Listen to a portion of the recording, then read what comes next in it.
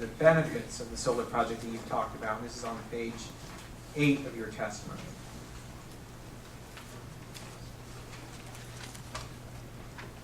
So changing gears a bit, you mentioned that because the project will have, this is lines 1 through 3 right at the top of the page, because the project will have no fuel costs or emissions, its energy production provides an effective means of fuel diversity during on-peak hours. Is that right? That is correct. That's what it says.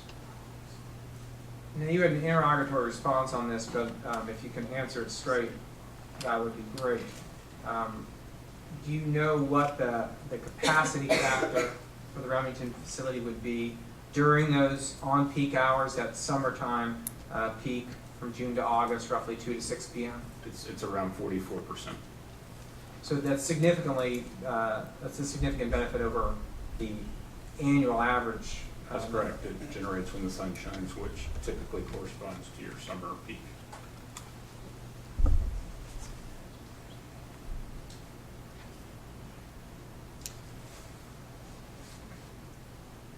All right, now, that's a benefit. Environmental respondents agree with you on that, on identification of that benefit.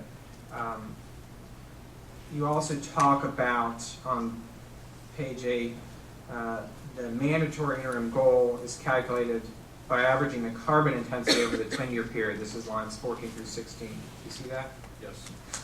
And so you state that it's beneficial to take carbon-reducing actions early in the period rather than later. Is that right? That is correct. And you also discuss in your testimony, this is a little bit later on pages 10 and 11, the 30% solar investment tax credit. And you talk about how the need to get projects in service by the end of 2016. Is that right? 10 dollars, yes, we discussed it. So you would agree then that there's some time pressure in terms of making these investments as early as possible? Yeah, you want to get, earlier in that 20 to 2029 period, you get more bang for your buck if that carbon-free generation is there early in the period in terms of the averaging over the 10-year period. And you get even more benefit, you would agree, if you get it in before the end of 2016 to take advantage of the 30% ITC, is that right? That is correct. On page 10 of your testimony, this is the lines 15 and 17, you note that the company's last reviewed integrated resource plan included a fuel diversity plan which had a generic 40 megawatt utility scale solar resource. Is that right? That's correct. And it's your testimony that this 20 megawatt project is consistent with what the company put in the IRP. Consistent with the timing, yes, of the need to begin new solar generation. Would you also agree that 40 megawatts of solar by 2017 would also be consistent with what the company put in the I would agree IRP? with that, yes.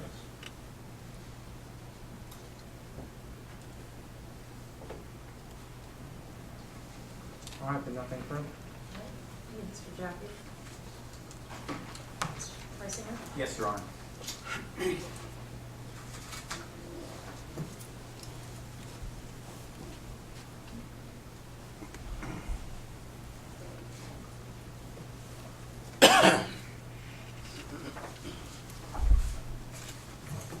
Good afternoon, Mr. Gaskill. How are you? Doing well. Mr. Gaskill, in your direct testimony, it says that your title at the company is Manager of Generation System Planning. That was at the time of the pre-file testimony. And I heard you say your new title now is what? Director of Power Contracts. So as Director of Power Contracts, would it have been your office that potential solar developers would have called if they wanted to enter into a power contract with the company? Depending on what type of solar development, certainly utility scale solar would come to our group. Did you hear the public witness testify earlier today, Mr. McCracken, when he said that he had called your office and nobody called him back? My understanding was that he was referring more to smaller distributed scale solar And I even thought, the way I heard him phrase it is he was having trouble with the interconnection process, Okay. not so much the contract piece of it. So before you took over your current position of Director of Power Contracts, you were in the Generation System Planning Department? Is that Yes. right? You were the company's manager of Generation System Planning? That is correct. And I believe your biography says that you've been with Dominion's Generation System Planning Department since 2007? That is correct. And you also have a finance background and hold an MBA, is that right? And were you working in the energy industry before you came to Dominion in 2007? I was, yes. And how long have you been working in the energy industry? Since about 2003. And in your previous role as director of, or manager of Generation System Planning, you worked on the company's integrated resource plans? So you are probably very familiar with the company's IRPs going back several years, is that right? To the extent that I can remember that far, yes.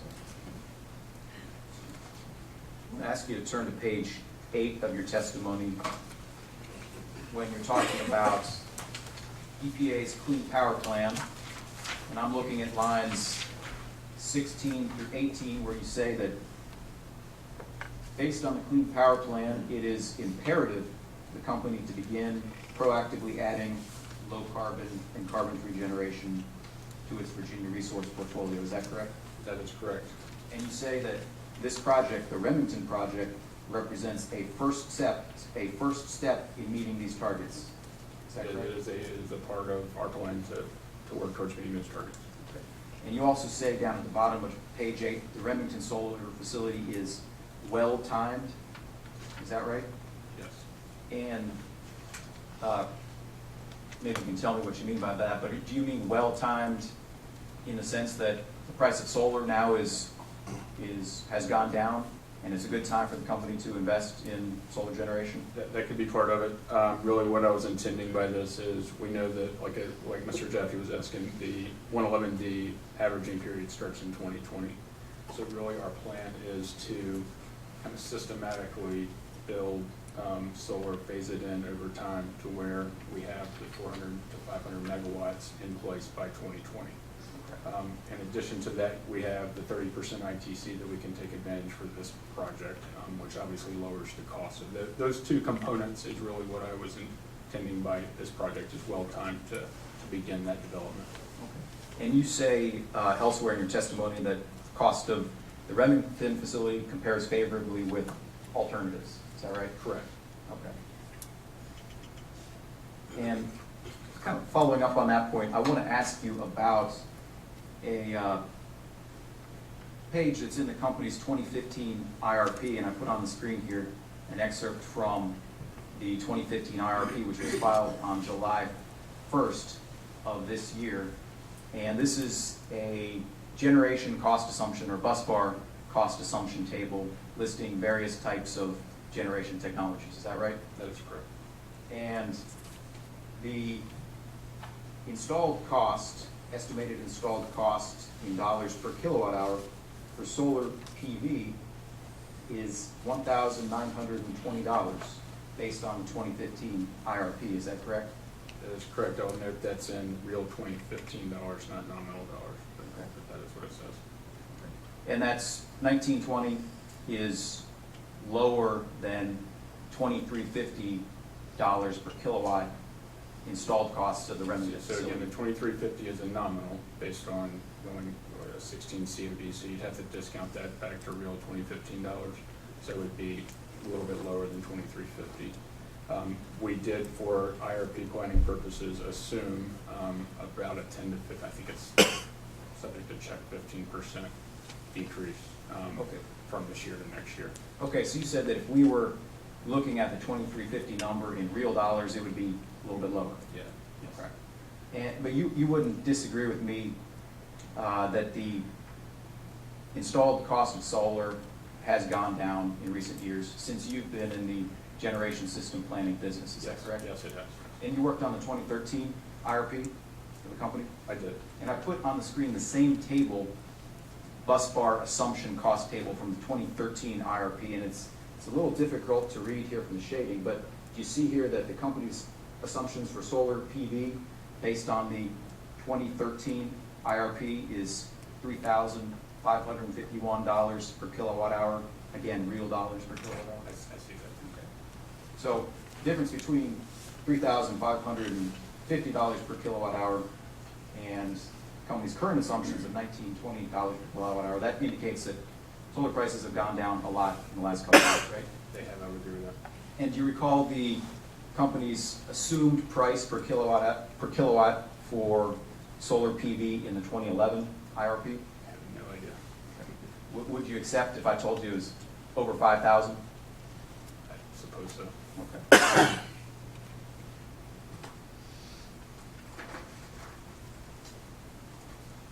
And one more question on this line, Mr. Gaskill. I wanted to ask you about a statement contained in the 2015 Integrated Resource Plan submitted by Appalachian Power Company, also submitted on July 1st of this year. And I just want to ask you if you agree with the statements made by Appalachian Power here that the cost of installed solar projects has declined significantly in the past decade. You agree with that statement, right? Yes. And the cost of solar is expected to continue to decline. Do you agree with that? To an extent. We don't know for how, obviously looking into the future, you don't know how much it's going to decline or for how long it's going to decline. But as you noted, in our 2015 IRP, we assumed a 15% decline from one year to another. And do you agree with this final statement from Appalachian Power that the decline in solar prices has been mostly a result of reduced panel prices that have resulted from manufacturing efficiencies? I don't know enough to speculate on why they have declined. That doesn't sound unreasonable. Do you disagree with Appalachian Power that forecasts generally foresee declining nominal prices in the next decade as well? And we have assumed a declining price for just from 14 to 15 IRP, but we don't necessarily have a forecast for declining prices in our IRP throughout. Okay. So you agree with me that this is the background for the company's application today.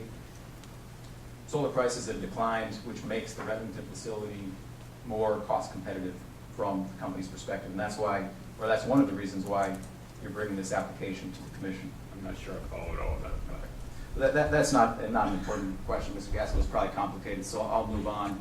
Let me ask you about some statements you make on page 13 of your testimony.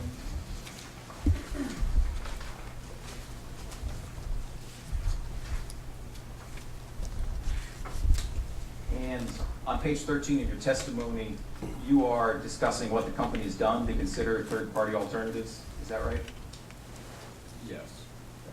And you understand that the law now requires Dominion to consider actual third-party alternatives when... To consider and weigh alternatives, yes. Okay. And would you agree with me that one alternative to building and owning a 20-megawatt solar facility would be for the company to purchase the energy and capacity from a third-party generation facility? That is one alternative, yes. Okay. So if the company entered into a PPA for solar energy and capacity, based on your experience in the industry, what might be the typical term of that contract? They can range anywhere from, I've seen it typically between 10 and 20 years. And the Remington facility has an expected operating life of 35 years, is that correct? That is correct. So if the costs of the facility are going to be recovered over the operating life, would you agree with me that the company wouldn't be able to take advantage of falling solar prices in the market? Well, you would then, again, our plan is to systematically build. We don't want to build it all at once, whether that's now, or we don't want to build it all at once, whether that's in 2020 or beyond.